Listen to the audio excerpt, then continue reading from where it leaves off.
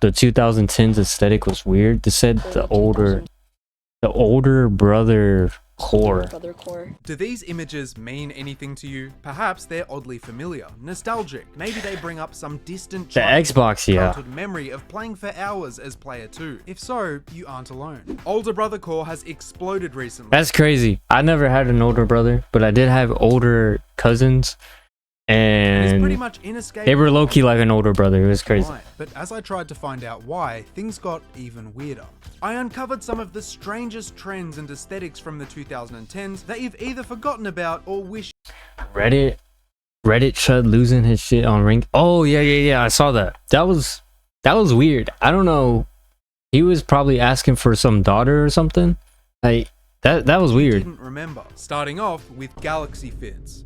If you made Oh bro, the Galaxy Fit, bro. Comparing someone who used to wear these and someone with 3 of these, it'd just be a circle. Except for this guy, we'll put him somewhere over here. You'd find these kinds of clothes everywhere online. Printed Somehow onto this cheap was hoodies popping, from bro. sites like Amazon Somehow. and Alibaba. And they haven't gone away or anything. In fact, the combination of AI and dropshipping today has yielded promising results. But True. while it's more of an ironic thing now, that wasn't the case in 2013. Galaxy print leggings, shirts, shoes, phone cases, nothing True. was safe. At the time though, it was relatively tame, especially compared to another movement called swag.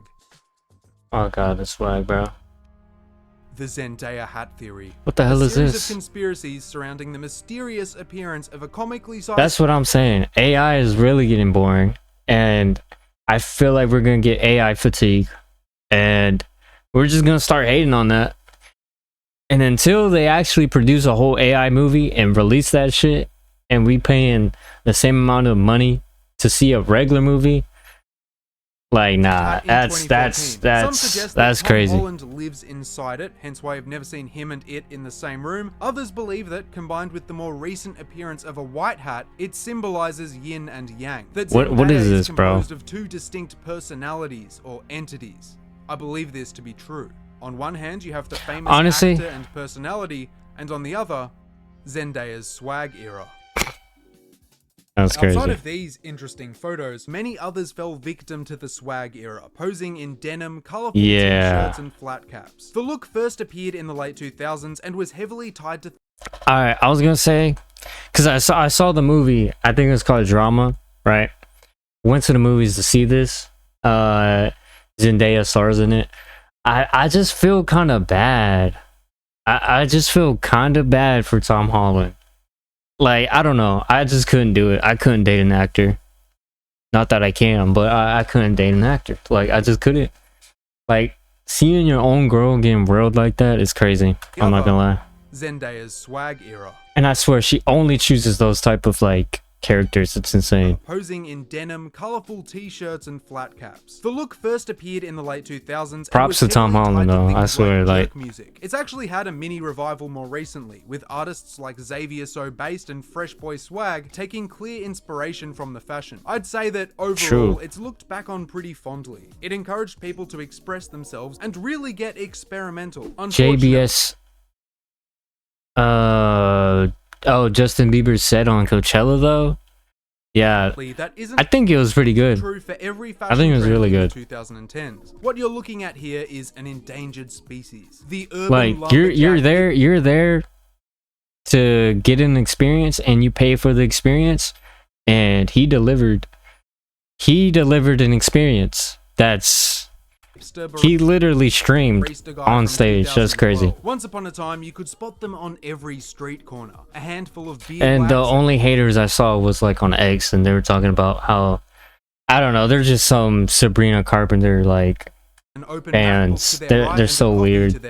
Other identifying features were beanies, flannels, and suspenders. Those that pushed through the 2010s can still be found today if you're lucky. Usually wearing a wry smile as they charge you $40 for a cheeseburger. I've seen people point out that this look was kind of the precursor to Safe Sleazy. Being a much more modern cryptid, I won't go into too much detail on that yet, but I'm willing to bet that you, or someone you love, has run into one of these creatures before. Yeah. Anyway, this video wouldn't be complete if I didn't mention hypebeasts. This Oh was god, god, the hype beast, bro. The most expensive fashion trend. Oh man. From Off-White to Supreme, people were reselling branded sneakers and even branded bricks for thousands. This was different to swag, which was accessible to pretty much anyone. Here, the focus was solely on bro.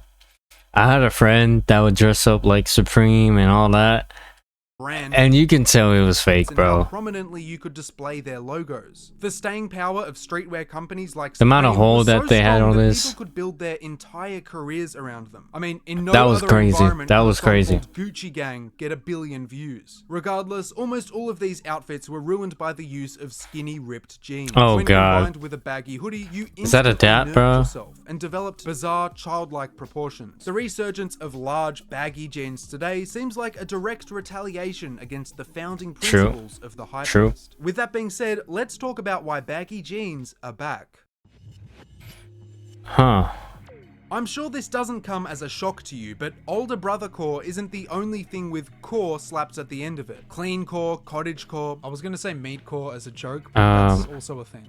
I've always found this phenomenon really interesting. On one hand, it's useful for categorizing and searching up niche aesthetics, but on the other hand, you have people blogging about raw meat. So where did this whole core thing start? Well, the term itself comes from the hardcore punk genre of the 80s. It eventually expanded to various other movements, that's cool. I didn't know that. Grindcore and thrashcore. Over the following decades, core became shorthand for any cohesive aesthetic, mood, or subculture. It wasn't just limited to music. True. And that's how we arrived at older brother core. Photographs of gaming setups from the 2000s and 2010s. I guess that makes sense. Fridges full of Monster energy drinks. You'll see these presented on TikTok and Instagram as slideshows paired with melancholic guitar riffs. Or maybe it's just a video of some 16-year-old wearing jorts and a tap-out t-shirt. True. After all, the fashion side of it has become just as big. At its core is the revival of skate and streetwear brands from the 2000s. Jinko jeans, Spitfire, those chunky DC shoes, basically just a custom character from Tony Hawk's Underground, if you took away the skateboard and gave them a link tree and a mango vape. But what is it about these images? Clav? Nah, I don't know. I don't watch him, but I've seen clips of him. So powerful. 20 years ago, you'd say I don't know. I think he's doing his thing, and he does get hate. And I don't know too much about like the drama that he's been with, but like I think he's just doing his thing, honestly. Like just props to him, honestly. Unboxing up, boys, let's go. I don't have a problem with them though. I'm practicing. What's that? They're action figures, okay? Oh guys, it's an ad, bro.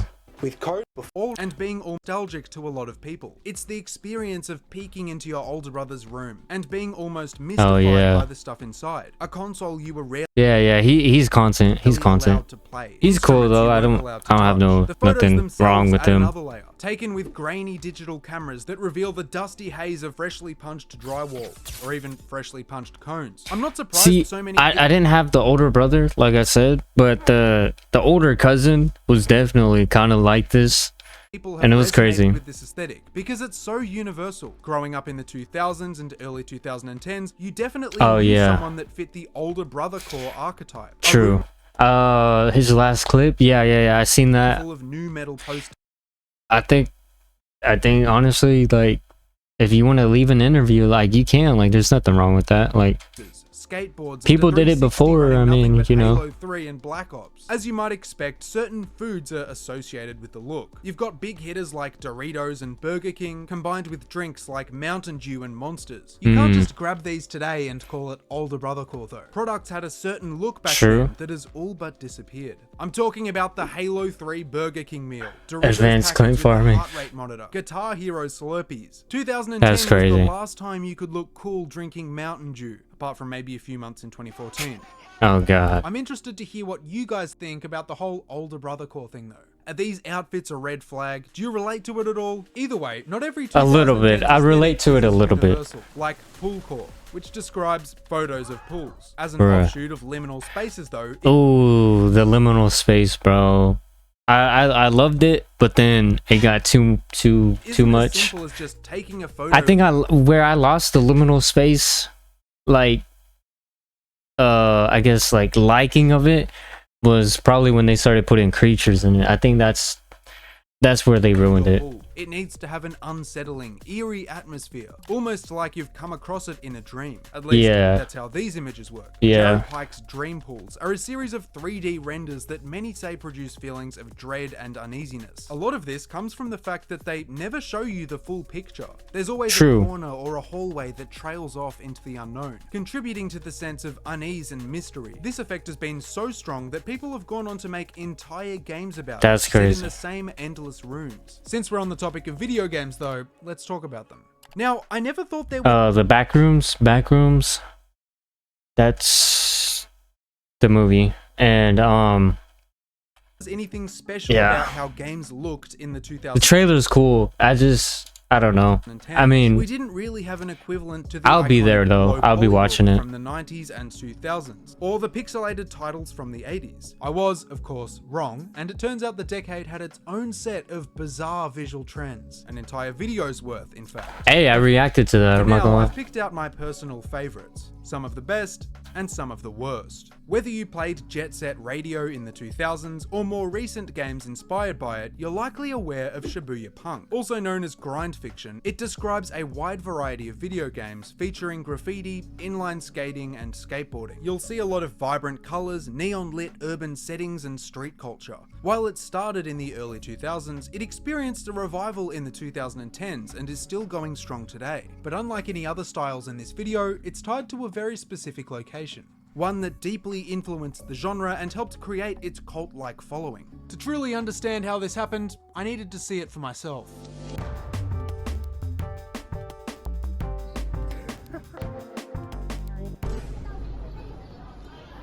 These streets were the inspiration behind Jet Set Radio, the pioneer of grind fiction. Set in a vast, chaotic metropolis, you play as members of a graffiti gang, fighting back against authorities and rivals as you expand your territory. The game was unique, not just for its cel-shaded graphics, but also its locations and fashion. Take, for instance, Shibuya-cho, one of the game's 3 main districts. It shares many similarities with the aesthetic's namesake, and my first stop.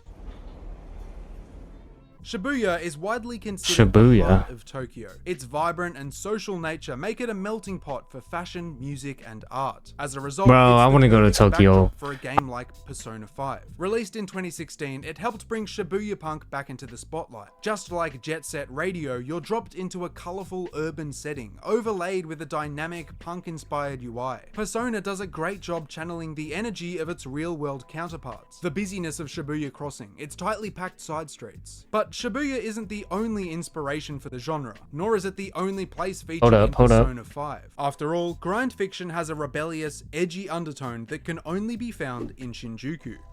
Extra mint inside of Mint Collectibles. Housing Tokyo's red light district and a booming nightlife, Shinjuku's atmosphere is completely different. There's an overwhelming amount of ads and billboards, lit by thousands of neon lights. Its chaotic influence became even clearer as the aesthetic re-emerged in the 2010s. Look no further than Inkopolis from Splatoon. Locations like the Plaza and Inkopolis Square feature the same energetic displays of lights and advertising. The gameplay echoes Shibuya Punk's elements even more, focusing on streetwear, youth culture, and colorful self-expression. The spray can is replaced by an ink shooter, but the premise is the same. It was awesome to walk around Tokyo and spot the similarities between these games and their inspiration. Even better though, Shibuya Punk didn't go anywhere after its revival, and the 2010s were just the beginning. Hi-Fi Rush and Bomb Rush Cyberfunk released in 2023, having art styles that look just as timeless as Jet Set Radio. Oh, and Jet Set Radio is getting a reboot soon.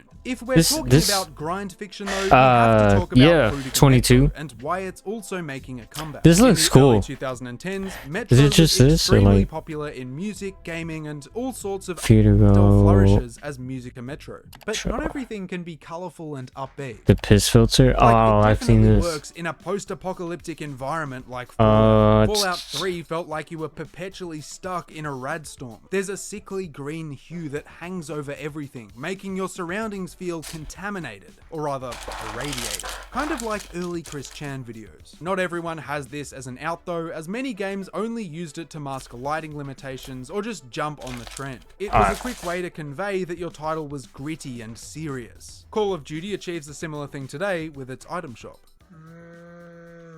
Something strange happened in the 2010s. While most of the corporate world moved away from the experimental design I am from the United States. Design, marketing, and aesthetics of the 2000s, we saw a But I'm from revival of Texas. several styles from the past. And Favorite weirdly enough, streamer? this I'm not gonna lie. Probably like, I like watching XQC. I like watching him. I like watching Jinxie. More of like the desktop type of streamers.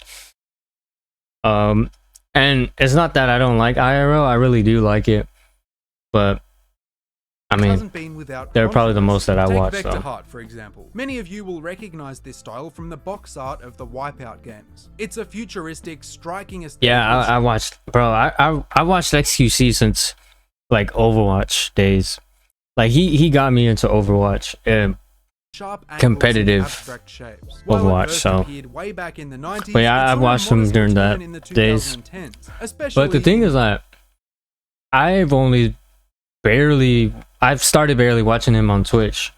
I've been watching him on YouTube because I'm more like, several logos and interfaces I'm more draw like obvious with inspiration YouTube, from the but- style. Unfortunately, jumping forward to today, one company would take a bit too much inspiration. Now, when I first saw Bungie's Marathon reboot, I was pretty excited. It had the vibrant look of Mirror's Edge, coupled with environments and graphics that echoed Mirror's the principles Edge? of Vector Heart. To me, it Vector seems Heart. like an evolution of its 2000s. I don't know, is But it- enough about Vector Heart, because you've definitely seen these images before. And no, this Oh, isn't okay, that's a Rudiger bot. era. Solarpunk gained traction in the 2010s and shares a similar focus on an idealized That's a bot for sure. future. In other words, what society would be like if everyone hit subscribe. It emerged as an alternative take on Bro, I love futuristic this city, and it aesthetic still right here, kind of bro. is. Just look at Wild Robot from 2024. The whole premise revolves around nature and technology. Oh, he's being coexisting nice. harmoniously, reflected in both. I the mean, yeah, characters and I ain't like environments. doing In no the survey or 2010s, whatever, you can but see this in sure. Black Panther and various other movies set in the near future. What do At you the got? heart What do of you got? Cyberpunk is architecture that integrates nature, foliage wrapping around. And I swear, if you put a link in chat and I click it and I'm hacked and I'm GG, bro, I swear. Expansive grassy plains covered in solar panels. The You name will being a get spin-off of Cyberpunk isn't a coincidence. Many a characterize court it as a order direct or response to something. I don't know Cyberpunk's how that darker works. and heavily commercialized tone. I'm curious though, would you rather live here, or do you think Solarpunk is the way to go? How many Speaking S's? of cool, futuristic What the heck? aesthetics from the 2010s, Dorfic. It's a little more obscure, but depending on what video games you've played, there's a good chance you've seen it Dorfic. before. It describes a design style dominated by abstract shapes and technology, soft white backdrops, and above all else, the color orange. A great I've seen example this is the Hex aesthetic, Bug bro. toy. They looked delicious, they were delicious.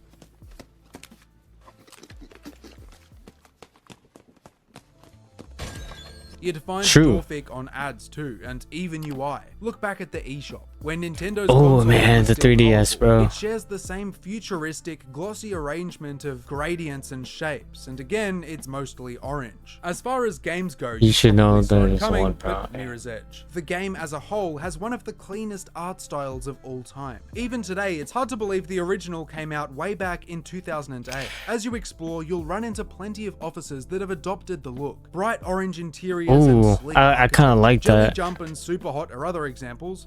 Happens Super to Hot's a perfectly crazy capture all of its classic. themes, in the visuals, music, and even the Aye. channel name. While earlier tracks undoubtedly fit the sound, nobody here helped shape Vaporwave into both a visual and auditory medium. Bro, Let me know which of Vaporwave these was so aesthetics cool you bring too. Back and which you Man, I just miss the 2010s, honestly. They were just such a different time, honestly. But W Video